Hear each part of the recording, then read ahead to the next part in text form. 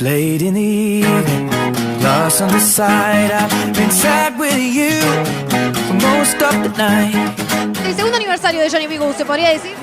Sí, es el segundo año que bueno, que ya es increíble cómo pasa el tiempo, pero estamos muy contentos que la gente nos sigue eligiendo, sigue siendo un lugar que bueno, que tiene su impronta. Cada vez lo estamos logrando más y nos encanta. ¿Qué momento se podría decir que está pasando Johnny B. Goode hoy?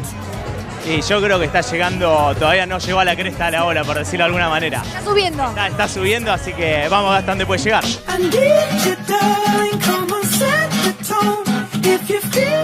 Quiero que me cuentes cómo se está viviendo el segundo aniversario de Johnny B. Goode. No, bien, espectacular, como siempre, Johnny B. Goode. La verdad que no deja de sorprendernos. Muy bien, espectacular. Sí, la verdad que es lunes y parece sábado. Por lo que va de la noche está muy bueno, estuvimos picando algo, la comida está exquisita y... No, las expectativas son lindas. Johnny es una masa, o sea, desde que llegó esto venimos todos los after office, eventos empresariales, así que contentas. Es un gran festejo de gente muy buena y que viene haciendo 2 grandes años, así que nada, alegría, mucha alegría. ¿Tenés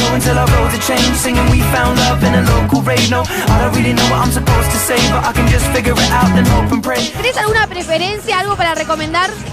De la carta... hay una picada. Hay una picada, pero no me acuerdo, no sé los nombres. Están en inglés aparte, no me... Por ejemplo, ¿qué tiene? Bastoncito de queso, patita de pollo.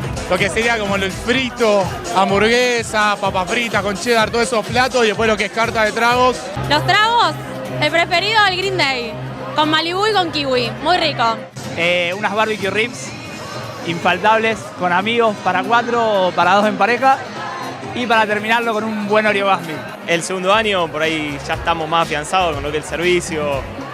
Los clientes, ya tenemos nuestra clientela. Todos los tramos horarios están funcionando bien. Por ahí cuando arrancamos era muy de happy hour y cena, ahora ya desayunos, almuerzo ejecutivo. No, muy bien, la verdad estamos muy contentos.